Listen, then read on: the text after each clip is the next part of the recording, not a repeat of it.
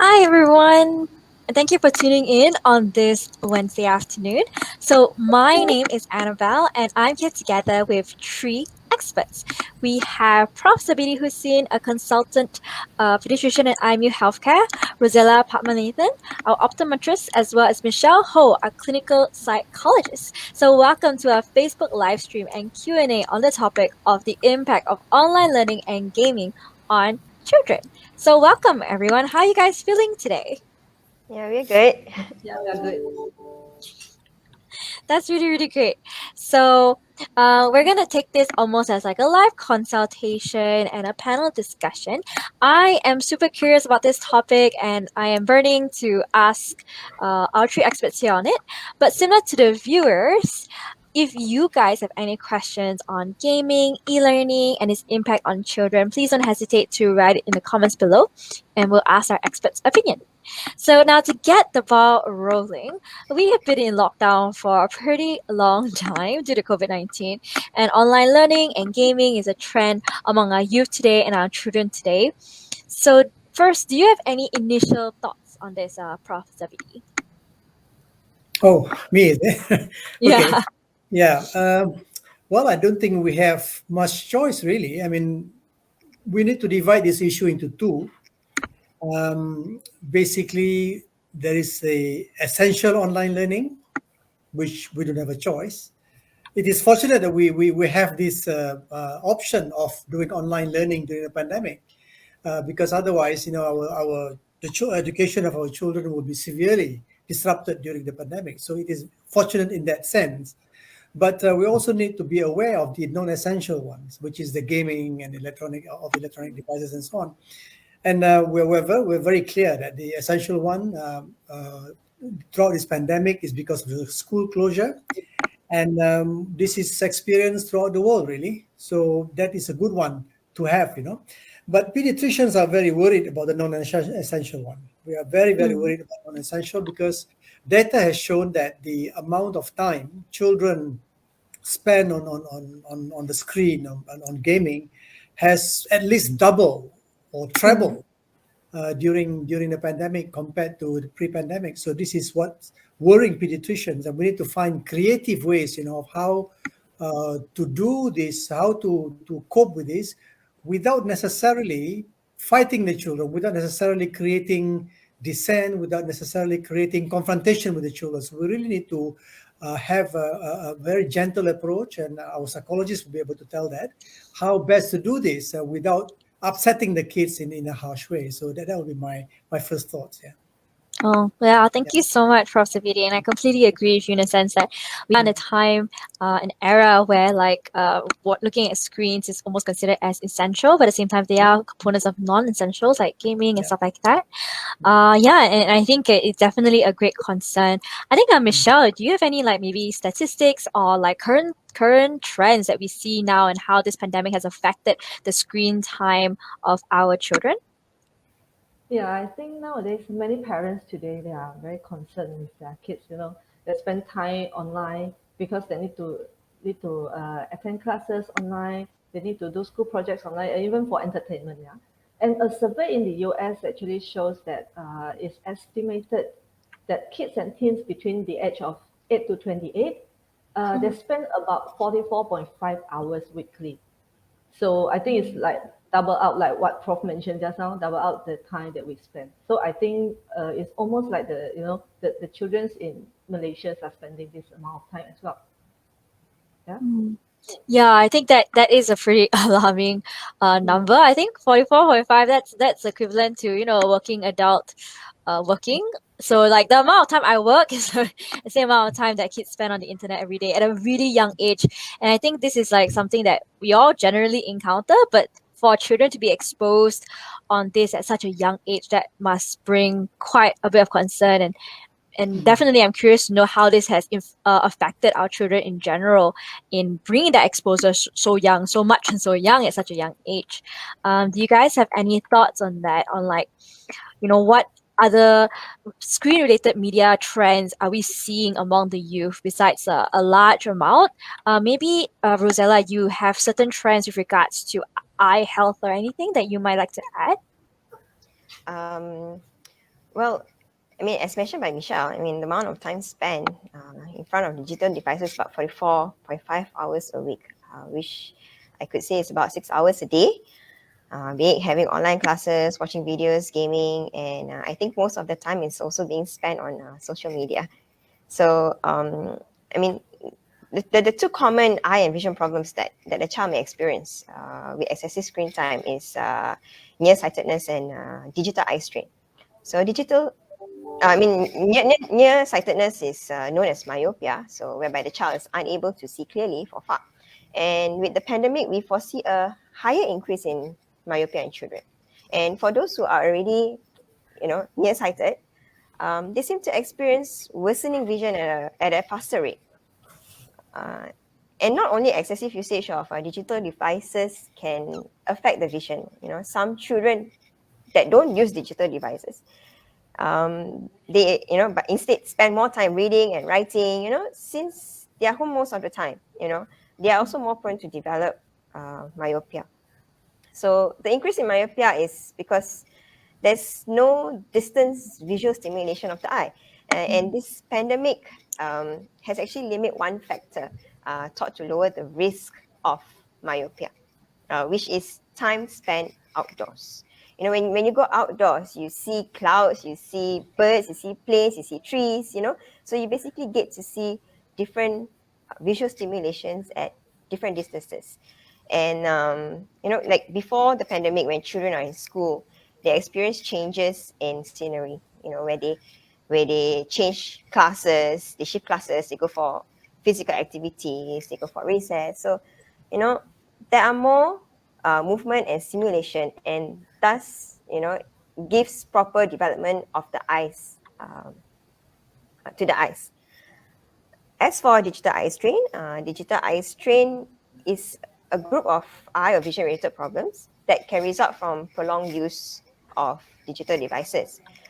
Most common symptoms is like dryness of the eyes, blurring of the vision, headaches, feeling tired, feeling pain around the eyes, even pain on the neck and shoulder. However, many of these mentioned visual symptoms, they are usually temporary and will decline after stopping the use of digital device. So these are the two main issues that usually occur for the eye and vision problems, with excessive usage of digital devices.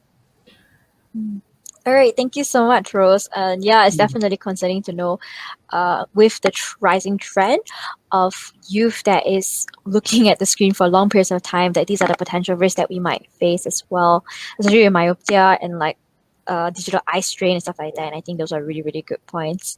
Thank you. So actually, we will be taking a few questions from the audience first before we go into our next portion. And so please make sure that if you have any questions, please put it in the comments as quickly as possible, because we will be answering questions intermittently throughout our sessions. So I do know that we have one question here, and this is from Alvin Lee. So Alvin Lee here says, thanks for organizing this very informative session. How can I get my child to stop gaming and take his studies seriously? So yeah, I think this is a interesting question. Would anyone here like to address it first? No, not an easy question to answer, really, because what else can they do during the pandemic, for example? We're talking about pandemic specifically now. What else can they do? I will give you some tips later on what we can do, despite the fact that we are working in the office and that the child is at home, for example. I will give you some tips later on what we can do to make sure that the child is actively engaging in something else. But I think without answering the question posed by Alvin, I just want to give you more scary data, from worldwide studies. This data is very scary because during the pandemic, for the past 18 months, for example, the WHO, the World Health Organization, said that almost 3 billion people were stuck at home. And as real data from the US say that of all these, almost 1.5 children became obese during this time. From the beginning of pandemic, March 2020, until March 2019, wasn't it? 2019 to December 2020, close to 1.3 million children in the US became obese, and presumably this obesity are partly due to them not going out to do things and stuck on the screen. So this is a very, very scary data, and there are more studies explaining this as well. For example, there is an Italian study which was recently published, actually 2021. This is studying children aged 8 to 10, and they say that the conclusion is that there's a high degree of screen time addiction amongst these children, 8 to 10, 8 to 10. And the prevalence is more in boys than in girls. So basically, these are data from Malaysia also has the same thing. Data from Malaysia is saying that previously there was some recommendation, about screening time and so on. But I think that the data, even under the age of 5, we broke the recommendation from the American Academy of Pediatrics completely. Even kids under the age of 5 were spending more time on the screen. So, but again, we will give some tips later on. But that's what the data is saying now. So we need to find creative ways, as I mentioned, on how to deal with this. Yeah. Okay. Thank you so much, Prof. Zavidi. Yeah, thank you so much for the question, Alvin. And yeah, as Prof. Zavidi said, maybe we will be answering the questions later on when we get into a portion where we're going to talk about helpful tips and tricks. I think a good question here we can answer before we move on is one from Wicap. And he says, how has online learning and excessive screen time affect the health, vision, and mental state of children? Which is a perfect question because we have a psychologist, optometrist, as well as a pediatrician here to answer that question. Yeah, so I love that Prof has talked a lot about how it has affected, like, the obesity of children. Like, there's a trend of obesity. Maybe, Prof, you might want to elaborate more on how else that it has affected the health with this excessive screen time and online gaming as well.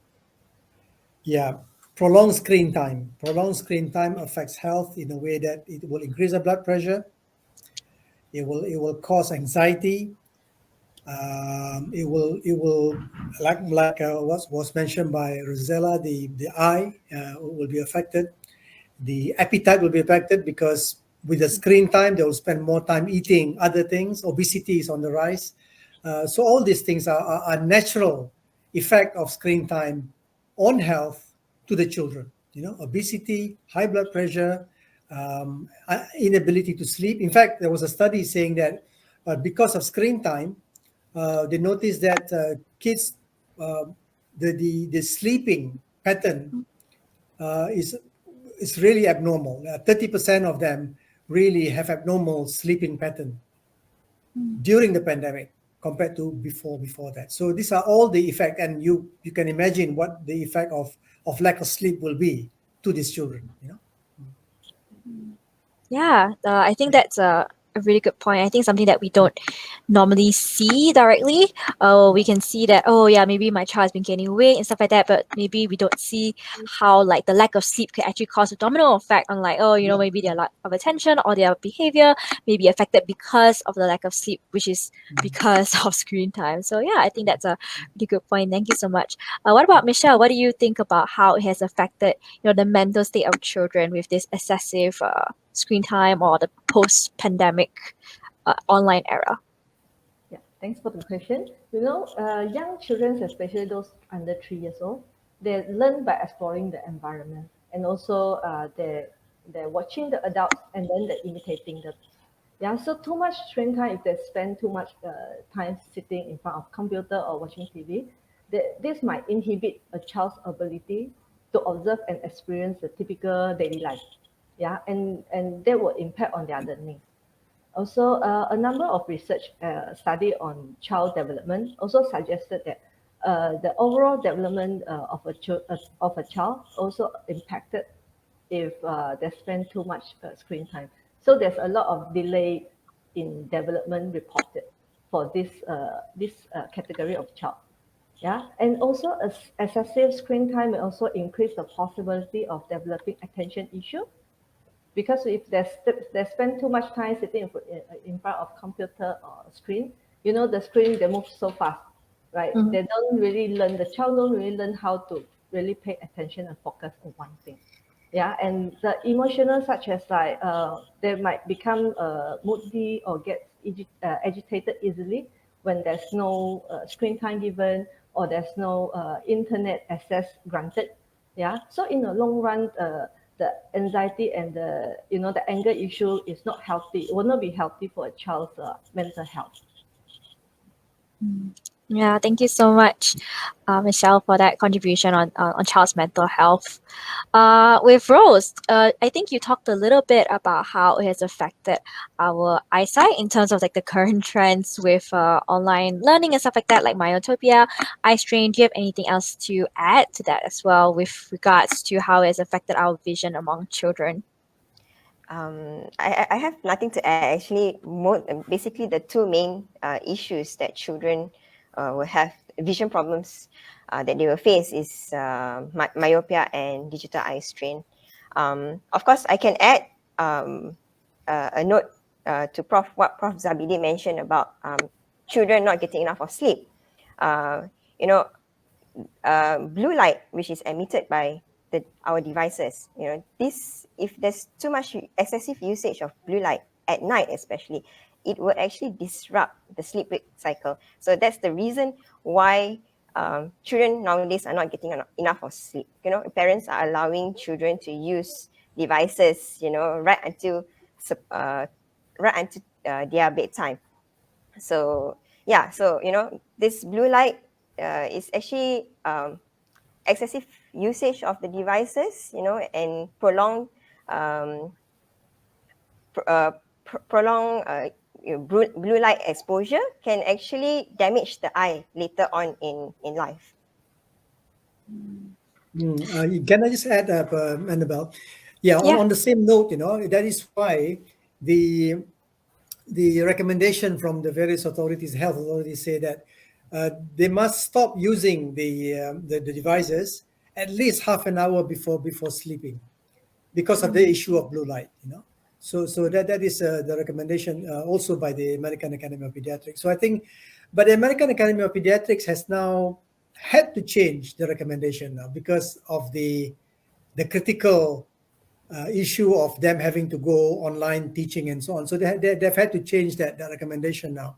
So the recommendation now is for more prolonged. More prolonged is acceptable, but there will be, they are recommending that there will be some gaps in between the screen time. So those are the recommendations as it is now. Yeah. Thank you, Prof, and thank you, Rose. And I think those are really, really helpful tips because it's like even for adults as well, those are a lot of adults who have trouble sleeping as well. I think those are good tips where we need to put aside our phones and screen time at least like half an hour before, and even more so with children who have who require that kind of help in consistency with regards to how many hours they have on the phone as well as the screen. So we are going to go into a portion where we talk a little bit more about like the specific dangers to excessive online behavior, and I think we have talked a lot about that. So I think a good question where we can bounce off is this question from Trailing. And she says, how much screen time is acceptable for young children from 4 to 6 years old? Does it include both TV and computer screens? And I think that's a really, really good question because it's like, really, how much screen time is okay? Yeah, does anyone have any thoughts? Michelle, you want to go first? Or Rose?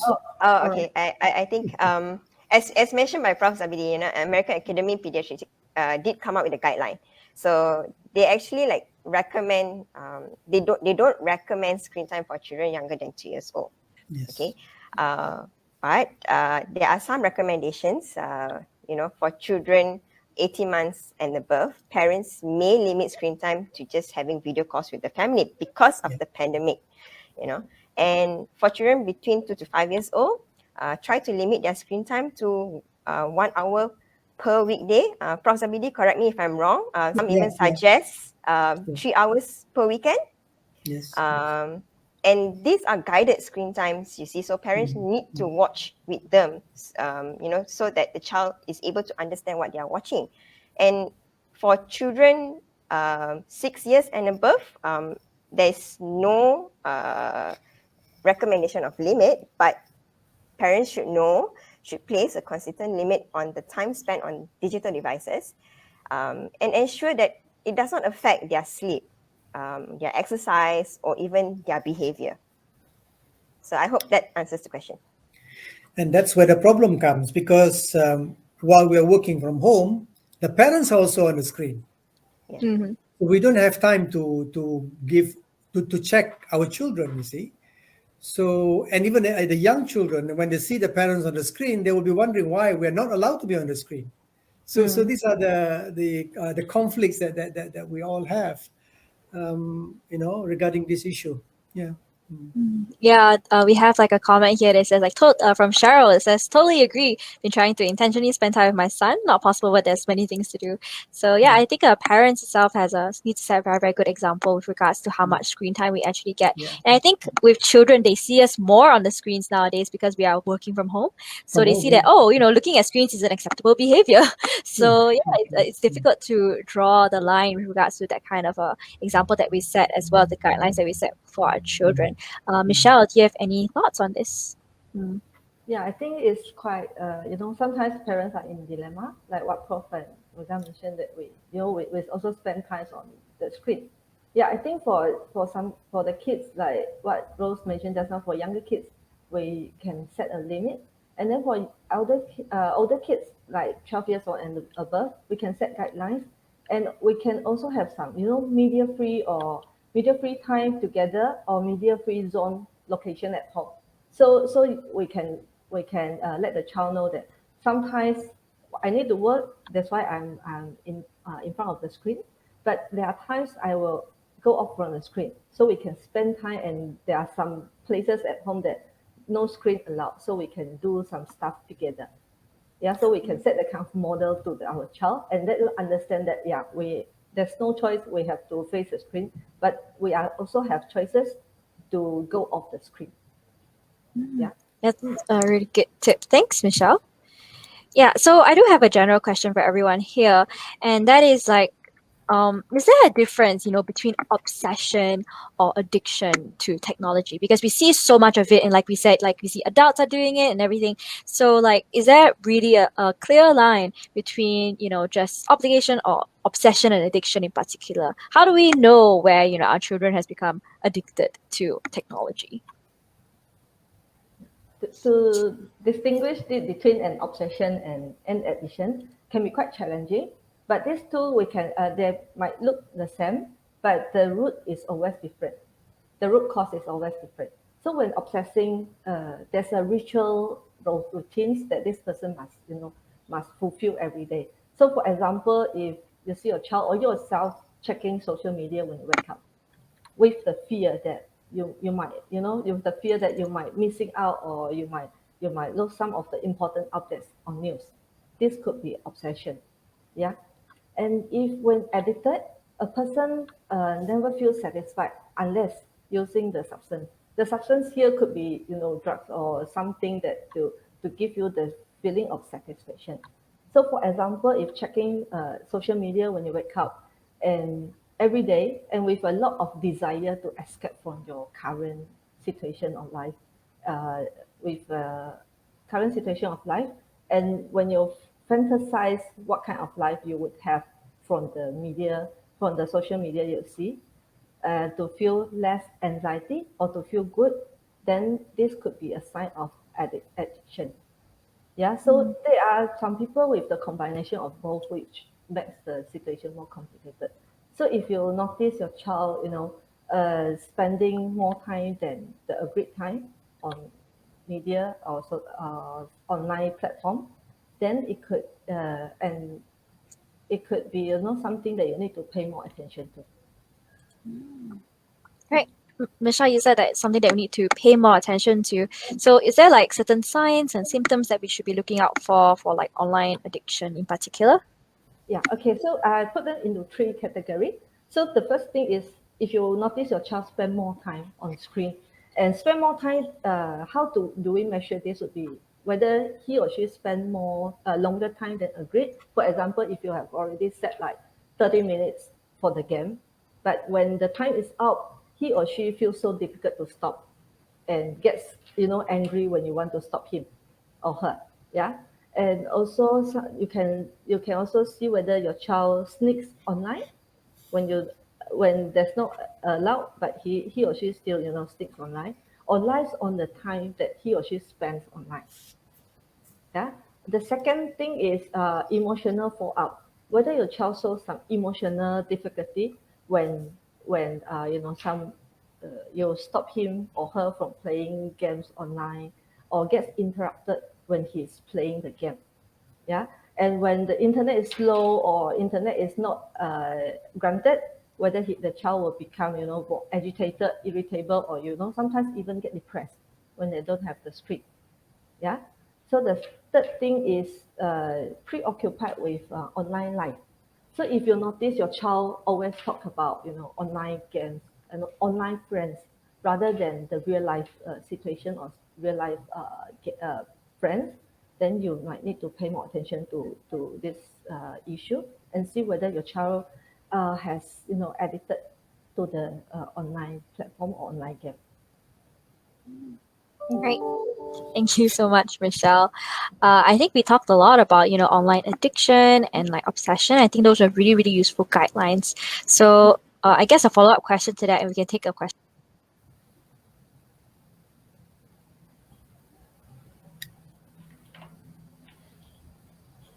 Oops, I think so. Yeah. something happened. I think so. Yeah. Yeah, Annabelle, you're still there? yeah, I'm still here. We thought I don't know what happened, but yeah, that happens, right? So yeah. Yeah. All right, so a question that we have here is from Muhammad bin Abdullah, and it says, "What do we do when we know that our child is addicted to gaming and computers?" Can I take Maybe- that question? yeah, of course. Yeah. Yeah. I have the same problem with my son, and he's 18 years old, and the time he spends on the screen now is much more than what he did previously. He was a very, very active person before this, playing badminton, ping pong, and so on and so on. But during the pandemic, clearly that has stopped. And what I do with him is that I give him jobs to do. I ask him to put his mask on and go to the, because I sell books. You see, I ask him to go to the post office and post the books out for me. And for that, I give him some compensation for that. I give him ₱1 per book sold. Wow. So he's excited. Not only he gets the money, but so that is the way I distract my son.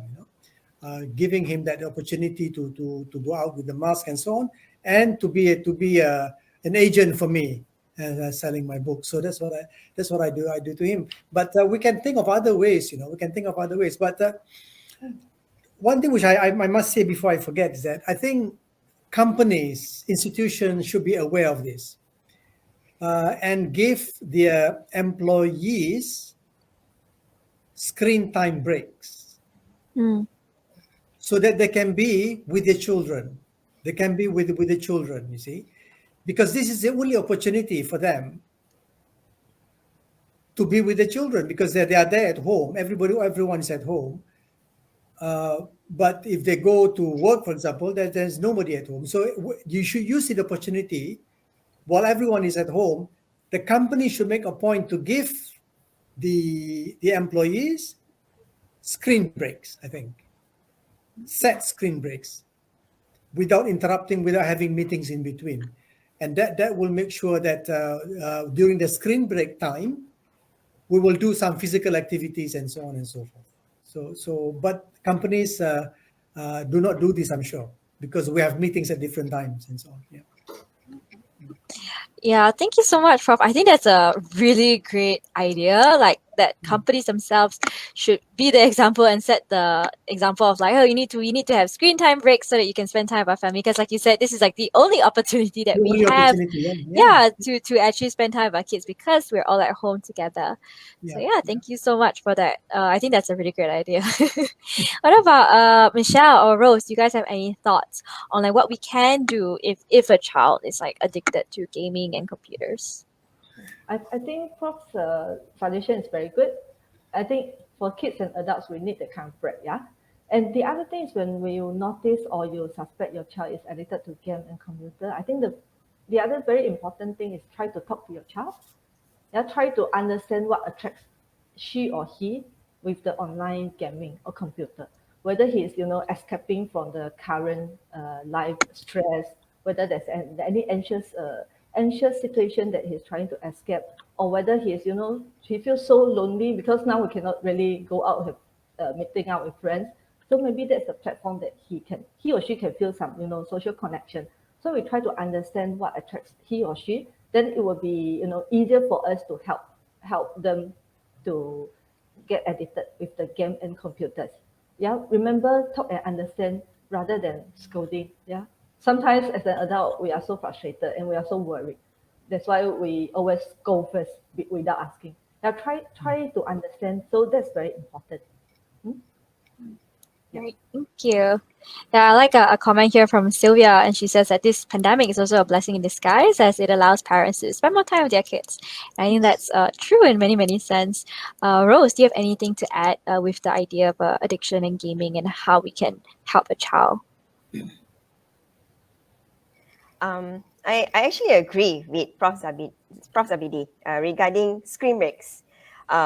Because of the increase of digital eye strain due to prolonged use of the digital devices, we have the American ophthalmology has actually come out with this with this tip that you need to take breaks every 20 minutes to help your eyes to refocus. So maybe I can share with you on that later on.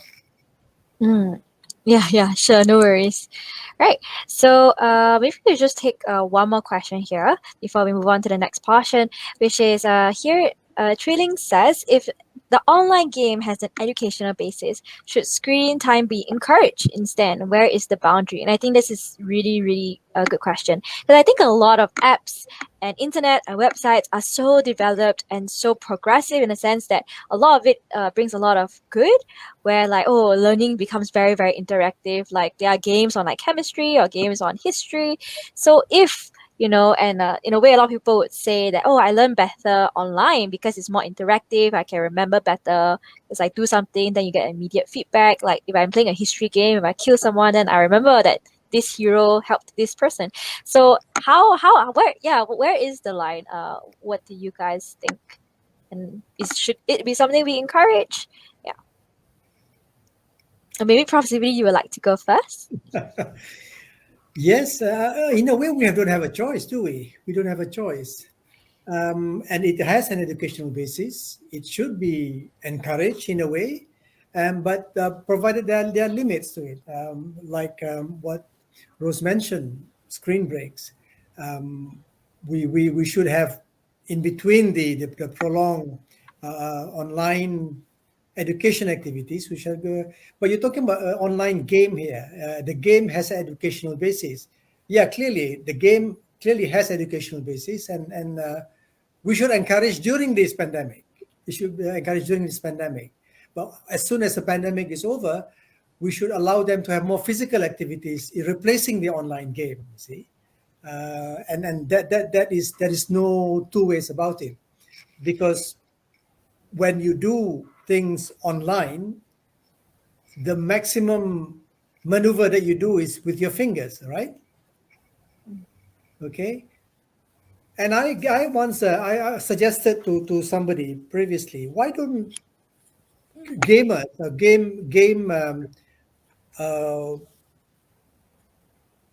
people who create games, why don't they create something that involves physical activities? Unless you throw the ball and you appear to be throwing the ball on the screen, the ball won't move, for example.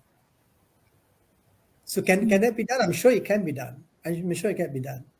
So while you're doing things on the screen, but you really need to stand up, for example, and physically appear to be throwing the ball into a basketball net, for example. Unless you do that, the screen freezes, for example. I'm sure it can be done. I'm sure it can be done. Right? Yeah. Yeah, there's no comparison maybe like experiencing in real life versus experiencing things in Yeah. person. So yeah, I think that's a really really good point. Yeah, do you guys have Michelle and Rose? Do you have anything else to add as well? I think like Um, current situation, we can't really have a choice not to play any games online Mm. for kids, especially those with educational basis. But I think, but I think it's very important as well whether parents can do it offline, rather than just depends online. They have enough. I think they have enough online classes to attend already. And if we Mm. know there's some online games that we can, then we can use the idea and do it offline. That would be great if the parents can take that kind of idea. And like Prof mentioned, I think there's the game that I heard before, which is I think we they can really play. You Mm. have to move a lot, yeah, to Oh, is there get, such a game? Is it? yeah, yes, yes, What is it called? We We. Okay, I'm not the, familiar. Yeah, I yes, think it's yes, W. yeah. Yeah. all I right. think they get your idea though. So they invented that kind of game. Yeah. So sometimes we encourage a child who has motor development delay to Yeah. use that kind of game at home for now. Yeah, because Right. there's no choice. We can't ask them to go out to Yeah. you Yeah. you know yeah. So this kind of game is helpful. So I think at the end of the thing is whether we can utilize the content of the game, or rather than just rely on the online game for your Yeah. kids. Yeah. Yeah. Yeah. Yeah, I think the greater emphasis is that, oh yeah, it's not that you cannot, because we all agree with the value that these online games can bring. They're educational. It's just more about like with an era where a lot of our education is already online. Having more online time is just not Yeah. as healthy as it should be, even though that the purpose is good. So Yeah. focus more on what we can do outside games instead. Yeah, this is that what I get? Is there anyone else would like to add to that?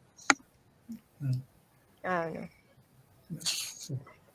All right, thank you so much, Charlene, for that really good question. So now we're going to the next portion where we're going to talk a little bit more about like the helpful guides and tips and tricks on what we can do. So I think the first question we might ask is that, let's say if our child or a child that we know is showing certain signs and potential of online addiction and online gaming, is there anything we can do to curb it or prevent it or help? Maybe Michelle, you would like to take this question? Yeah, I think it's like I mentioned just now, talk and understand what is the pulling factor, what attracts your child, so we can so when we understand what attracts your child, then we can take some action from that. Yeah, and if you find it's too difficult for you to handle, maybe to get some experts' opinion to help you to how to help your child. That would be needed. Yeah. All right. Thank you. Prof. Zubidi, do you have anything else to add? Distraction, maybe distracting the child uh, Mm, from that, and by distraction I mean that you give him a fixed time. You say, okay, maybe I have a bell, and said, okay, the bell rings now, so let's stop and play with the child. Take the child to the kitchen and have some drinks with him and so on, and then do that. So it's a kind of distraction from him, and say that, okay, we'll do this for 15 minutes, and then maybe switch from online game to things like carom or something. I know people don't play carom these days,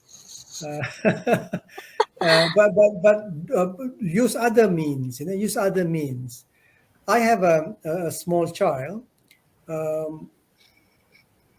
who, when I think that she had spent a bit too much on the television, I I always take her and to a pool. I mean, I have a plastic swimming pool. I say, okay, okay, stop, stop, stop. We'll go to a pool now. All right. But that means that both parents, both mom and dad, must have time for that. And I again mhm, emphasize on this. Mom and dad are also on the screen, you see. So we are also mm, busy meeting, and we're also doing things online. So we need that. We need the time off to be with the children. mhm, And that again is I might be overemphasizing this, but I think that's very, very important. We need to distract the child, take her to the swimming pool and then so on in the house, get her to play other things, carom or chess. I don't know whether people play chess these days, um, as a form of distraction, to the kid, and that's very, very important. Yeah, I think that relates a little bit to what Michelle mentioned because it's like some of these children may be going online or online games for a form like escapism and stuff like that. So in a sense, this distraction is also still fulfilling that, but in a more fulfilling way, especially with quality time with our family as well. Yeah. So yeah, I think that's a really good point. And I think there's this question from our audience that relates to it pretty well. So I'm just going to put it up on screen.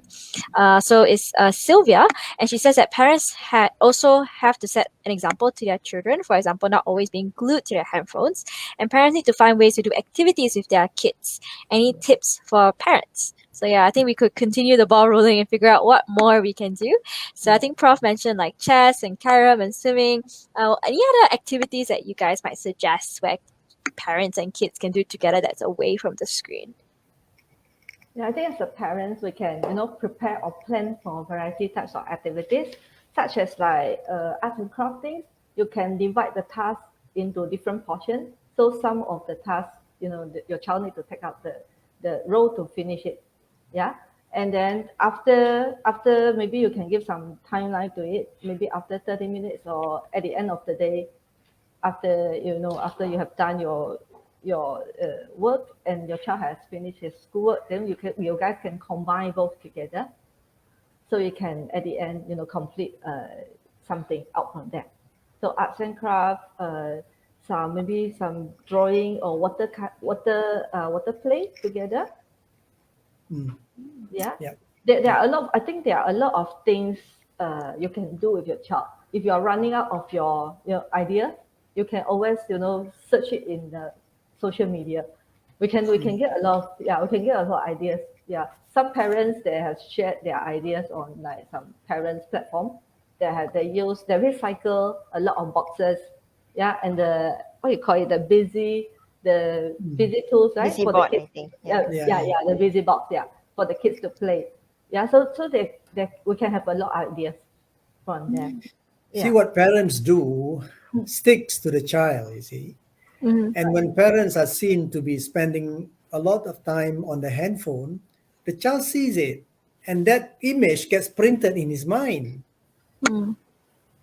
And he will be wondering why mom can do it and but I can't, you see. So that's the way the brain works. They capture the image of the mother on the handphone or the dad on the handphone, capture it in their brain, and then that leads to all these things, you see. Yeah. And child, they observe and learn, right? Like Yes. it's a social learning process. Yeah, we call it social learning process. Child, they observe and learn, and then they imitate. That's why parents set a very, very important role to our kids. Yeah. Yeah. Right. Yeah, thank you guys so much. I can definitely see the emphasis and importance of being a really, really good example and how we can set forth the tone in our house on how we can deal with these online screen things together as a family. Since we're on the topic on like tips and tricks, maybe Rose, we're currently spending a lot of time on the screen. Are there any good eye health habits and tips that you could share with us, perhaps? Actually, I do. I do have a lot. Well, first and foremost, I would recommend, for parents to give larger screens like desktops to children, rather than using phones and tabs, because when you use phone and tabs, the distance between those devices to the child's eyes is nearer and is actually not recommended. So when you have larger screens, try to position them according to the recommended distance based on the size of the screen. Usually is about 50 cm and above. And then avoid using digital devices when lying down, because this also reduces the distance. Sitting position is very important, ensure good posture, adjust the height of the chair, ensure that, the feet rest flat on the floor. As I mentioned earlier about taking breaks, and what Prof. WD also mentioned that, screen breaks. So we have a rule which we usually advise to patient, which is to follow the 20-20-20 rule. So basically what it means is you take a break for 20 minutes, you look at an object for 20 feet, which is about 6 meters away, for 20 seconds. Okay, so this will help allow the eyes to refocus, So it's not easy to just tell your child, stop and look outside and things like that. So like what Prof. Zabidi mentioned, use a timer. So to remind them. So maybe after 20 minutes, the time rings. So, they just take breaks and just look at something else. And you can make it into a fun game for them, rather than just looking at things. Maybe if they're still on online classes and things like that, make them run from one room to another room in the house in between classes, So that's when maybe kids will actually follow what the parents say. Another thing is now as we are moving from pandemic to endemic and we can go outside, try to bring your kids out at least 1 hour per day. Go outside, exercise, exploring. It gives the children eyes a break from digital devices. Next is to remind them to, when they are using digital devices, remind them to blink more. A tip for parent, you can actually put a sticky note on their desktop, their laptop, to just remind them to blink. Adjust their screen brightness. Make sure it's not too bright, not too dim. Your room lighting also ensure good lighting. I as you know, we tend to use our phones in the dark, especially at night. So these are actually all not good habits. So ensure good lighting. Don't place your computers directly above the light also, because this will cause glare. As mentioned earlier as well, limit screen time at night. Prof. Zabidi mentioned off everything about half an hour, at least before bedtime. If can, maybe 1 hour before bedtime, And lastly and most importantly, now with the increased usage of digital devices, you should bring your child to see an optician, an optometrist, an ophthalmologist, to get your child's eyes tested. Don't just go for machines that you usually see outside of the retail shop. Get the professionals to screen your child's vision, by reading the chart, the ABC, the numbers, the pictures, to ensure that the vision problem will be detected early and not missed, and therefore treatment can be provided. Thank you, Rose. I think that's like a lot of helpful tips, and I think that was I really like the one where like, we need to let the kid run from different room to room between classes. It could be one class is in this room and one class is in another room, and I think that sounds like fun and it's really exciting. I also like the point where you talked about how like, they need to get their eyes checked, because I think a lot of children they may not necessarily express that this is something that they're struggling with, or definitely. something that they can't see. And I think parents have that kind of responsibility to Yeah. help their child, because like it may already be a problem, but both the child and the parent don't know, and it very highly could be a problem because we're looking at screens so excessively nowadays in the COVID time. So yeah. Annabelle, can I ask Rose, Yeah. are there any blue filters that people have created to make sure that you don't get that blue light interfering with your vision?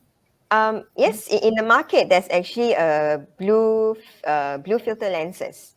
So it has been around for some time already. Sometimes when you go to the optical retail, they may not tell you. They would have just already provided to you blue filter and UV filter, because we already know, that we are using digital devices so often. So it's like it's like a common thing to just prescribe you a blue filter. Okay. Yeah. Yeah, that's great. The fact that we don't really have to ask for it and they are there. Do you think that we need to specifically ask for like, we need a blue filter specifically for our glasses and stuff like that? Well, from my Mm. previous experience working in optical retail a few years back, before that there was no blue filter. But there are people when they come to do glasses, a lot of them will ask you whether you have UV filter. So with the current trend now, I'm pretty sure a lot of people are also asking whether you have blue filter. People are more aware nowadays. I see. Okay, that's All helpful. right. Yeah. Yeah, thank you so much, Rose, and thank you, Prof, for that question as well. Yeah. So, now we're just gonna open it up and get some questions from the audience here. So we have some questions here that we haven't yet addressed, and I'll just bring them up. So Josephine here has a long question. So I have a 15-year-old son. With this pandemic and increase in online digital usage, I am more concerned in the face-to-face social interaction, meaning behavioral, social development in the community. For example, know how to open the door for the elderly, help when someone fall down, etc., etc. What are your suggestions for parents to help our children have a healthy social development? Yeah, I think this is a really good question because it's like social interaction is something that is hard to get by nowadays in the pandemic. So what do you guys think? I'll leave the question here.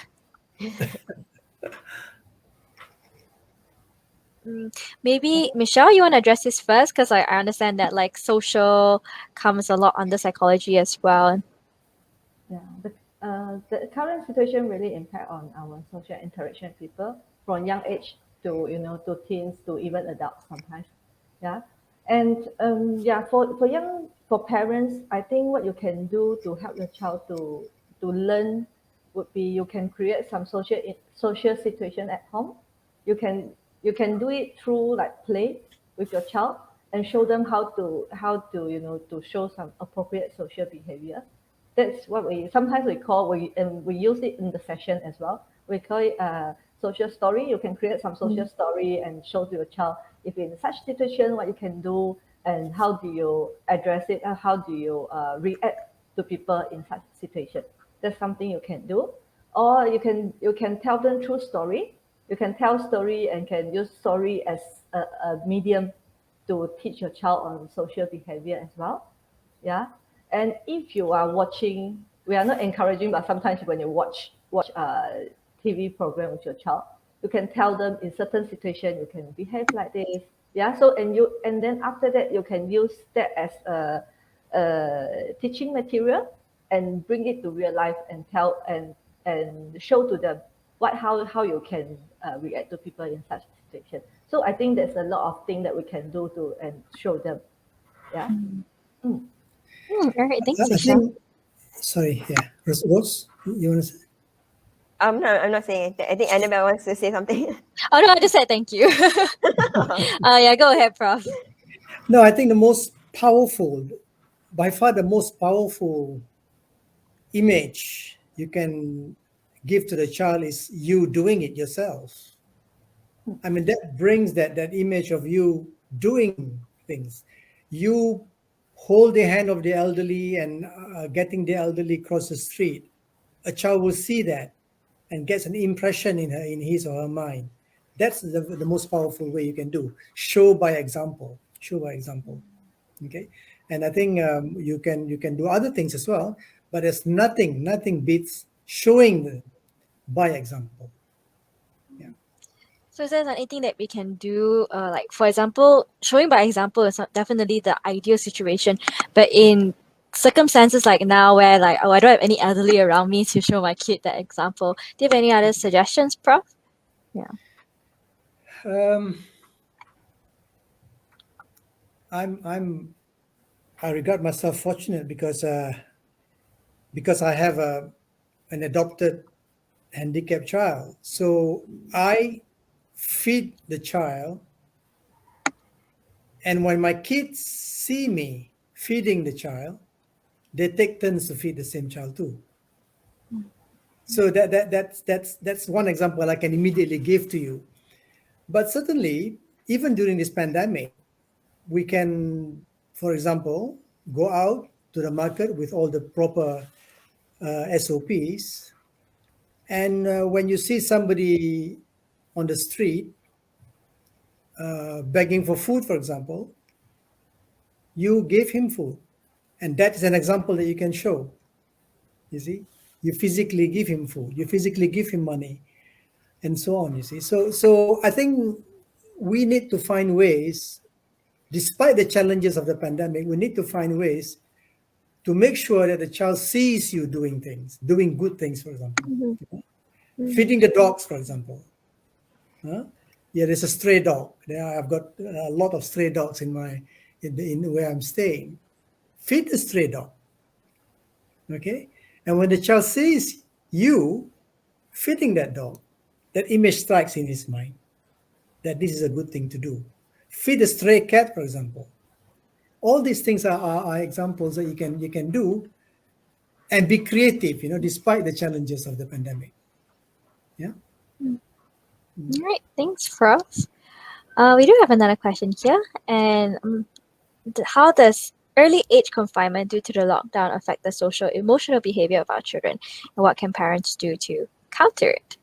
So I think we talked a little bit about it, but maybe Michelle, is there anything you would like to add to it in terms of social emotional behavior and specifically what we as parents can do to help? Yeah, I think during the lockdown and even now we call it endemic, the social interactions are still very little. Yeah, some of the parents are still so worried to send their kids back to school, and some of them even not allow any social interaction with the neighborhood kids. Yeah, so that's definitely impacted on a child's social emotional behavior. Yeah, because they do not have any platform or do not have any opportunity to learn and to develop that kind of behavior. Yeah, so like I mentioned just now, if we can't find that kind of situation for them to to learn and to experience and to develop that kind of social behavior, we can think of some of the idea to create. We can create the kind of situation at home. Like I mentioned, true story. If you really run out of ideas, get some story and to tell them. We create that kind of opportunity for our kids because we don't have any, we don't have any choice. Yeah, unless you find it okay for you to send your child to school or to kindergarten. Yeah, if really cannot, we create that kind of opportunity for our child to learn. And from there, you can show by example, like what Prof mentioned, that is very important because we know that child that learn by example, they know by imitating adults, they observe and learn. That social learning behavior. Yeah, there's a social learning process for a child. Yeah, so if really you can't find any, you don't have any, sometimes it's good that you have, friends, close friends, or the relative or the cousins who can play together. Then you can become a moderator to show them what is the appropriate social behavior. Yeah, and how to react to people if the child, your cousin fall down or another person is hurt or crying. So we can show them with real life example. But if cannot, we create. That's what I think. That's what we can do during this pandemic. We create the kind of opportunity for our child to learn. Yeah. Great thoughts. Thank you guys so much. I think another question that is pretty similar here with social distancing in place and the inability to have play sessions with others. How can I facilitate social skills in my child? And I like how this is directed to Prof. So maybe Prof, you would like to answer this question first. With social distancing and inability to have play session, how can I facilitate social skills in my child? You need to have time with your child then. You really need to have time with your child. Because if we do not have time, if we are busy with our own screen time, then there again, our precious social time with the child is gone.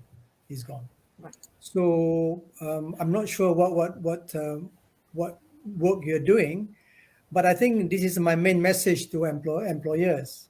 Like I said, to have the screen break so that kids will have time with the family, even it's a short time. The interaction is very precious, So that would be my main message, my take-home message, really. Yeah.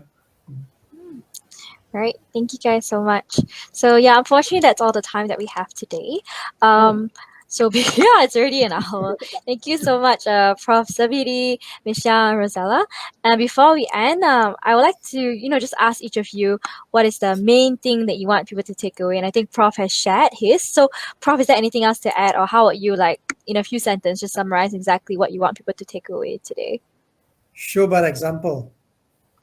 That would be my main message. Yeah. If you are playing with your own handphone, don't expect the kid to not to do that. So show by example. Yeah. Thank you. Michelle, how about you? Yeah, I think it's okay. So my take-home message should be: it's impossible to stop screen time totally for anyone nowadays. Yeah, and so teach a child from young on how to manage time spent on screen and appreciate how to appreciate real life would be more meaningful and sensible. That's the message from me. All right, thank you. What about you, Rosella? As Michelle mentioned, it's not easy not to give screen time to children. I myself am guilty of providing my phone and my iPad to my child. So, same, I would encourage parents to adhere to the guidelines of the screen time, if possible. Practice the good habits that I've advised, and most importantly, get a vision screening done at least 6 months or yearly. So that is my take-home message. Thank you guys so much. And thank you everyone here for your time and efforts. So if we didn't manage to answer your questions, we will be answering any unanswered questions in the comments after the talk. Now, if you enjoyed this live consultation, IMU Healthcare actually offers telemedicine services for psychological and nutritional services where you can consult our doctors and experts at the comfort of your own home, just like this, at your own convenience. So we will leave more information as well in the comments below. Now, we would also like to inform that IMU Healthcare is actually an integrated healthcare facility for medical, dental, chiropractic, Chinese medicine, physiotherapy, and dialysis. And our experts here practice in our medical field. So, like Rose said, you need to schedule your eye appointment. Rose practices here in our medical clinic. So, schedule an appointment with us if you have any medical needs. So, thank you everyone for joining us today. Do like and share this video with your family and friends if you find it helpful. Thank you, everyone. Goodbye. Stay safe and stay healthy. Thank you. Thank you. Bye. Goodbye. Bye.